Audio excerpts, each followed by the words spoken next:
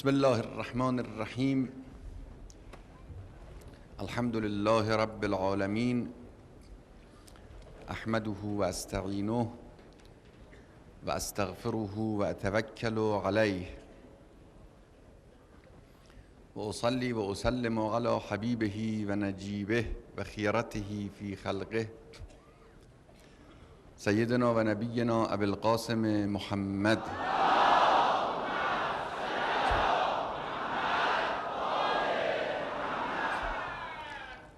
و علی آله الاطیبین الاطهرین المنتجبین الهداة المهدیین المعصومین سیما بقیة الله فی الارضین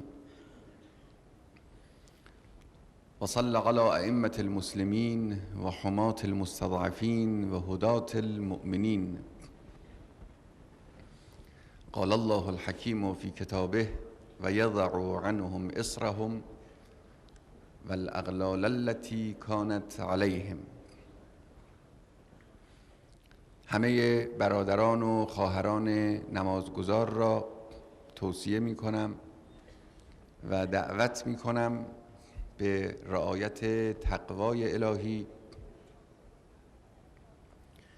و حفظ نفس از ورود در حوزه محرمات پروردگار و تداوم ذکر و توجه و تضرع در این چند روزی که از ماه مبارک شعبان باقی مانده است و آماده شدن برای ورود در آستانه ضیافت الهی در ماه مبارک رمضان و گشودن گره‌های فراوانی که به وسیله شیطان و نفس اماره در جان ما و دل ما به وجود آمده است تا ان شاء الله بتوانیم از ماه مبارک رمضان به صورت کامل و درست استفاده کنیم و بهره ببریم و ماه رمضان رو به معنای حقیقی کلمه برای خودمون مبارک کنیم. از همین حالا باید آماده شد و دل رو مهیا کرد برای استضاعه انوار الهی در اون ماه شریف و مبارک. بحثی که در خطبه های هفته های اخیر در اینجا مطرح شد بحث بود در باب آزادی از نظر اسلام و وظایفی که حکومت اسلامی بر پایه تعلیمات قرآن در مورد آزادی‌های جامعه و افراد بر عهده دارد. اولاً درباره مفهوم آزادی از نظر اسلام و تفاوت آن با اون چه در دنیای غرب به اون آزادی میگویند ذکر شد و تشریح شد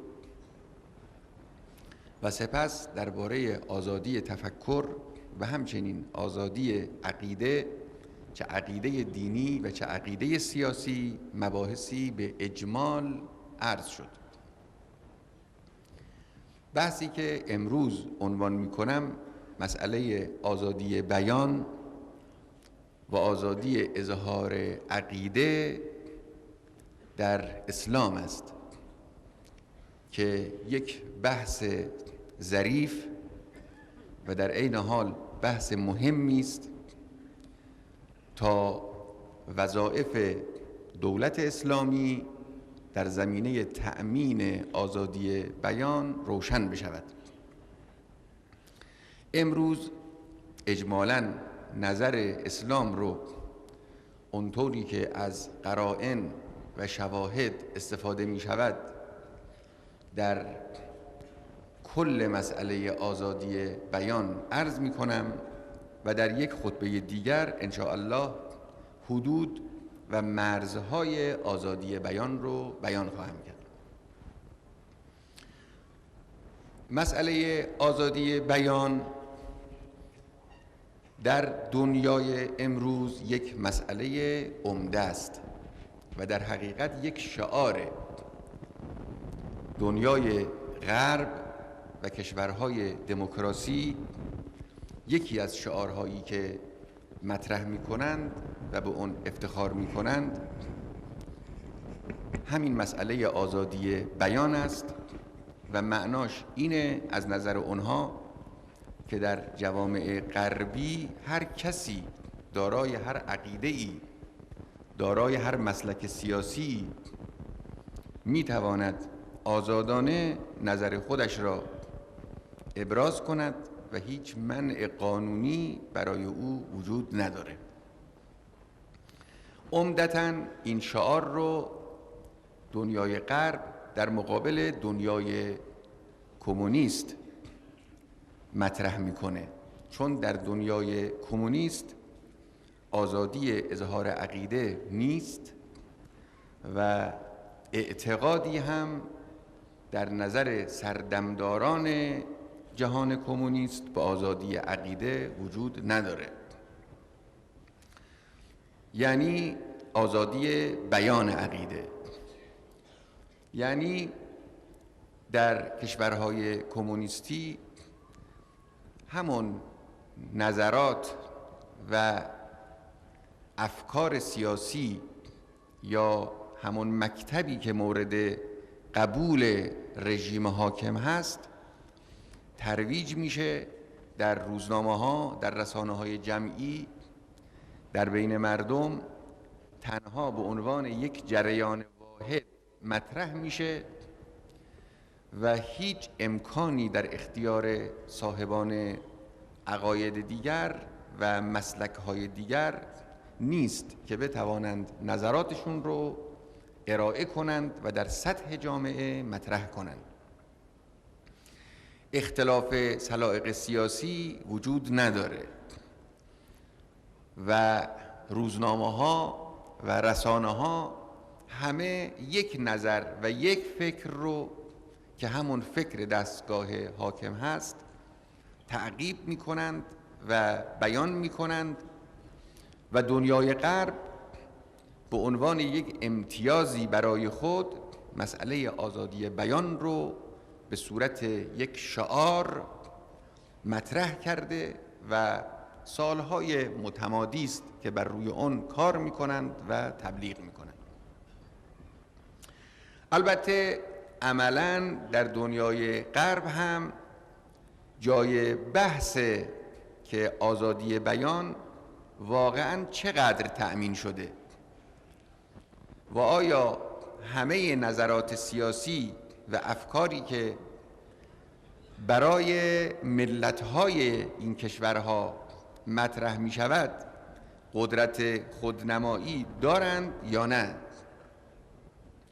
و اگر به دقت نگاه کنیم خواهیم دید که شعار آزادی اظهار عقیده و آزادی بیان در دنیای غرب هم یک شعار واقعی نیست، یک چیزی که در صورت و ظاهر آزادی است وجود داره، اما در واقع آزادی به اون معنایی که ادعا می کنند نیست، بلکه حتی سانسور و اختناق به شکل بسیار ظریف و موذیانه‌ای در این کشورها وجود داره. سانسوری که در کشورهای غرب هست تقریباً از جهاتی شبیه است به همون سانسور و کنترلی که در دوران ظهور اسلام در مکه نسبت به افکار انقلابی رسول خدا وجود داشت. حالا اونها در دوران جاهلیت زندگی می کردند، اینها در دوران مدرنیسم زندگی می کنند. روش ها تفاوت کرده اما روح قضیه همان هست. قرآن از قول کفار نقل میکنه که میگفتند و قال الذین کفروا لا تسمعوا لهذا القرآن والغوا فیه لعلکم تغلبون. به هم توصیه میکردند که گوش به سخن قرآن ندید، ندای پیغمبر رو نشنوید و هنگامی که پیغمبر مشغول تلاوت آیات قرآن هست ولوله می‌کردند، هلهله می‌کردند و یک جنجال و غوغایی به وجود می آوردند که صدای قرآن و صوت کلام الهی از حنجره پیغمبر شنیده نشه، که در تواریخ هم این ذکر شده که رسول خدا در کنار کعبه می نشست و آیات قرآن رو می خوند. عده‌ای هم مأمور بودند که جنجال کنند، غوغا راه بیاندازند و نگذارند صدای قرآن به گوش دیگران برسه. اونی که امروز در رسانه‌های غرب وجود داره تقریباً چنین چیزی است. درسته که قانوناً کسی رو از بیان کردن مانع نشدند، اما اون جنجال و غوغای تبلیغاتی که به راه میاندازند امکان و مجال این رو نمیده که غیر از همون چیزی که اونها اراده میکنند و میخوان صدایی به گوش کسی برسه. یقینا امروز مردم آمریکا که یک کشور دموکراسی است یا بسیاری از کشورهای اروپای غربی که متمدنند از بسیاری از جریانات عالم که به زندگی اونها مربوط میشه خبر ندارن. همون چیزی رو میفهمند که رسانه ها به اونها میگن و رسانه ها هم در یک نظام کاملا کنترل شده سیاسی و حساب شده چیزهایی رو در اختیار افکار مردم میگذارند که میخوان. همونطور که در یکی از بحث‌های همین سلسله مباحث شاید در سال گذشته عرض کردم، رسانه‌های گروهی عمده دنیا امروز به وسیله دستگاه‌های صهیونیستی اداره میشن و هرچند در اون موارد و مطالبی که به مصالح اونها ربطی نداره آزادی عمل میدن، اما درست در اون بزنگاه‌ها، در اون جایی که مصالحشون به خطر میفته، رسانه‌ها با کمال ظرافت حقیقت رو میپوشونند و یک باطلی رو به صورت حقیقت به خورد ذهن مردم میدن. از انقلاب اسلامی، از انقلاب‌های مردمی دنیا، از ایده‌هایی که امروز در دنیا هست، از جنایات و فشارها و ظلم‌هایی که دولت‌های اروپایی و آمریکایی نسبت به ملت‌ها روا می‌دارند و از بسیاری از حقایق دیگه مردم اون کشورها خبر ندارن. کسی هم قادر نیست که این حرف رو به گوش مردم برسونه. پس دموکراسی غربی که مدعی آزادی بیان و آزادی اظهار عقیده است، در حقیقت در شعار اینجوره، در عمل اونجا هم آزادی بیان به معنای حقیقی نیست. و اما راجع به اسلام، در آیات قرآن و احادیث چیز صریحی در باب آزادی اظهار عقیده و بیان بنده پیدا نکردم. شاید هست، من متوجه نشدم و بر نخوردم. لکن به طور کلی و همونطور که قبلا اشاره شد، به قرائن و شواهد زیادی انسان این رو میدانه که اسلام علل اصول طرفدار آزادی اظهار عقیده است و طبیعتاً هم اسلام باید همین جور باشه، زیرا که اونجایی از اظهار عقیده خوف و ترسی هست که نظام حاکم یا اون مکتبی که سیاست رو در اختیار داره در خود احساس ضعف کنه. اگر منطق قوی است، اگر سیاستی که اظهار می شود سیاست قابل دفاعی است، اگر فکر و مکتب یک فکر و مکتب قابل جذب برای افکار عمومی هست، دلیلی نداره که از طرح حرف مخالف انسان بترسه. اسلام قوی ترین مکتب هاست، قوی ترین روش ها رو برای اعلام نظرات خودش به کار میگیره. سیاست های حکومت اسلامی یک سیاست های مردمی است، سیاست های روشن و صریحی است. بنابراین هیچ ابایی در اسلام نیست که افکار مخالف، نظرات مخالف مطرح بشه. علل اصول مسئله اینه. البته مرزهایی هست، حدودی هست، سوء استفاده هایی ممکنه بشه که جلو اونها رو باید گرفت، که اونها رو همونطور که عرض کردم در بخش دوم این بحث عرض خواهم کرد. در بخش اول میخواییم همین مطلب رو روشن کنیم که اسلام علل اصول با این مطلب مخالفتی نداره. اظهار عقیده یکی از حقوق طبیعی انسانه. وقتی انسان یک عقیده رو داره و آزاده که این عقیده رو داشته باشه، باید آزاد هم باشه که این نظر خودش رو اظهار کنه، مگر اینکه خود اون اعتقاد یه اعتقاد ممنوعی باشه که در بحث آزادی عقیده راجع به این مطلب صحبت کرد. بنابراین اسلام که طرفدار حقوق انسان هاست، طرفدار این آزادی هم هست. عملا هم در اسلام، در صدر اسلام و زمان پیغمبر و زمان خلفای اول به موردی بر نمیخوریم که جلو اظهار عقیده گرفته شده باشه. البته این رو هم بگم، به موردی هم بر نمیخوریم که کسی بخواد بیاد در معرض عام، مثلا در مسجد بیسته یک سخنرانی بر خلاف جهتگیری که مثلا پیغمبر یا خلیفه زمان داره اجرا میکنه، یه چنین سخنرانی هم بخواد کرده باشه، یا بره در یک گوشه مردم رو جمع کنه با اینها صحبت کنه. موارد اینجوری به خصوص در زمان پیغمبر خیلی نادره و شاید نیست. در زمان خلفا کم و بیش هست. اما اونجایی که کسی در این صدد برمی آمد که به خود رسول خدا یا به خلفای اول مطلبی رو بیان بکنه، ما می‌دیدیم که با کمال آزادی به او اجازه میدادن در مسجد در پای منبر امیرالمؤمنین یه نفری بلند میشد راجع به یک مطلبی به امیرالمؤمنین اعتراض میکرد یا از او سوال میکرد.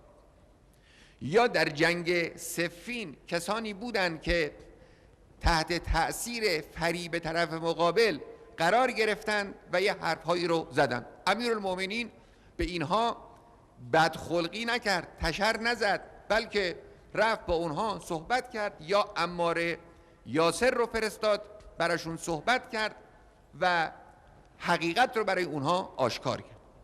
یا در پای منبر خلیفه دوم وقتی که خلیفه در منبر گفت من اگر پام رو کج گذاشتم من رو راست کنید و هدایت کنید، یه نفری بلند شد پای منبر گفت اگر تو کج بری با این شمشیر تو رو راست خواهیم کرد. کسی هم به او اعتراض نکرد. و همینطور در زمان خلفای دیگه و همین روال ادامه داشت تا زمان عبدالملک مروان. عبدالملک مروان اول کسی بود که روی منبر رسما و علنا اظهار کرد به مسلمان ها که کسی حق نداره افکار و نظرات خودش رو آزادانه بیان کنه. گفتش که لا یأمرنی احد بتقوی الله الا ضربت عنقه.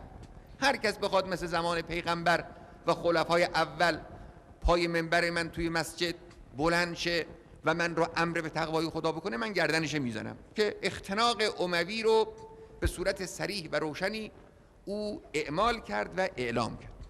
و الا در زمان او هم اونی که ممنوع شد اظهار نظر سیاسی بود، باز اظهار نظر دینی و در مسائل دینی اظهار نظر آسان بود. ما میدیدیم در مسجد پیغمبر یک زندیق و ملحد، یعنی مخالف با اسلام و منکر خدا، نشستن با چند نفر دارن نظراتشون رو میگن، که همین ماجرای توحید مفضل از اونجا ناشی میشه که مفضل دید توی مسجد چند نفر نشستن یه حرفایی دارن میزنن، به اینها پرخاش کرد که شما نشستید توی مسجد و خانه خدا و این حرفهای ملحدانه رو دارید میزنید. اونها گفتن که تو شاید از یاران جعفر بن محمد صادق هستی؟ گفت بله.